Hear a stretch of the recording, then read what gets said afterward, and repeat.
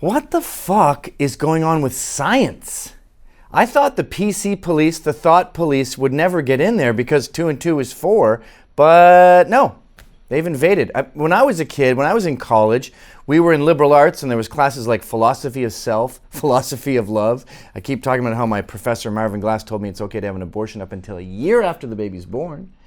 But the STEM kids would run around the school saying art sucks, and I think we knew deep down they were right, and their day-to-day was way harder than ours. But that's changing now, and it's seeping in to all the other sciences. Like, I first noticed this with anthropology. There's a guy, what's his name, Napoleon Chagnon or something. He wrote a book called Noble Savages, My Life Among Two Dangerous Tribes, the Yanomamo and the Anthropologists. And this was a guy who lived among Aboriginals in God knows where they eat each other. And he said, wow, these people are brutally savage. And that was normal anthropology for a long time. And then all of a sudden, one day, very recently, describing that was a horrible thing. No, all savages are peaceful. There's no such thing as a savage.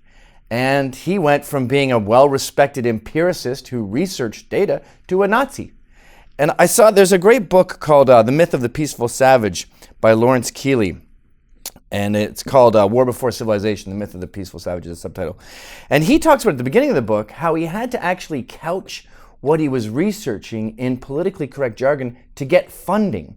So instead of saying, yeah, when we got here, they were killing each other. There was mass graves all over the place. The Indians were not smoking peace pipes. They weren't groovy. He had to sort of say, I want to research these myths about savages and show that they were peaceful. And just because there's 1 or 2 mass graves, that's how you have to talk to get funding. You have to couch it. And if you don't, you're a villain. And the problem with science is it's for autistic nerds.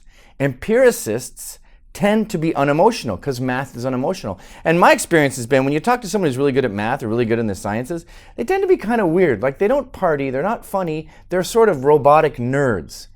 I'm reminded of that Japanese guy, Satoshi Kanzowa, who did a paper called Why Are Black Women Less Physically Attractive Than Other Women? Now he got in a heap of shit for this, and they had great rebuttals like L.Z. Granderson from CNN, who claimed, my mother is beautiful. Ergo, he's refuted. But the thing about Satoshi is he didn't have any emotions about it. He just showed thousands of people 8x10s, and black women, especially black lesbians, tended to do bad. Now, if he had any kind of savvy charm and he got the crazy world we live in, he would say, black lesbians tend to score badly on beauty charts and surveys. Here's what we need to do to change it. Or this depressing and sad results of a survey steeped in slavery and prejudice, or something like that. Like the guy who wrote one of my favorite books, Why Men Earn More, The Startling Truth Behind the Pay Gap. And he talks about what I always get in trouble for saying, which is women choose to earn less. They'd rather be at home with their kids than stay all night. And he adds to his subtitle, and what women can do about it.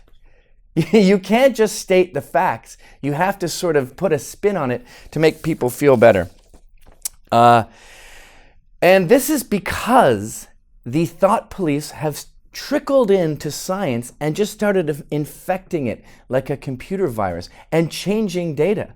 Like I heard Jason Richwine talking about this, and he was talking about gay marriage and how one of the scientific explanations for it was gays in states where gay marriage is legal are something like 240% happier than gays where it's illegal. Let's just assume that's true, right? It's not. They didn't take into account other factors like drug addiction, and gays in states where gay marriage is legal tend to have a bigger problem with drugs. And when you look at the whole picture of all abnormalities, all mental health, all personal health, gay marriage states and anti-gay marriage states come out just about even. But the gay left just plucks out that one detail and says, here's a scientific explanation. And everyone falls for it because empiricism is boring, math sucks, so they allow this sort of restructuring of the data. Bill Nye is the king of this. The guy has a BA in mechanical engineering, and all he keeps saying is, this is science, and if you don't agree with me, you hate science. He says it about global warming all the time, and we keep hearing this stupid number, this infuriating number, but 97% of scientists all agree. What, you hate 97% of scientists? You must hate science. And of course, this all goes back to one study done by this woman named Maggie Kendall, a student. She sent out a survey to something like 3,000 people with 2 questions. Then she liked 700 of the respondents. Then she sent that particular focus group 2 more questions when she already had her converted masses to preach to. So yes, 97% of this select group agree. But in the real world, we've got 1,000 scientists signing this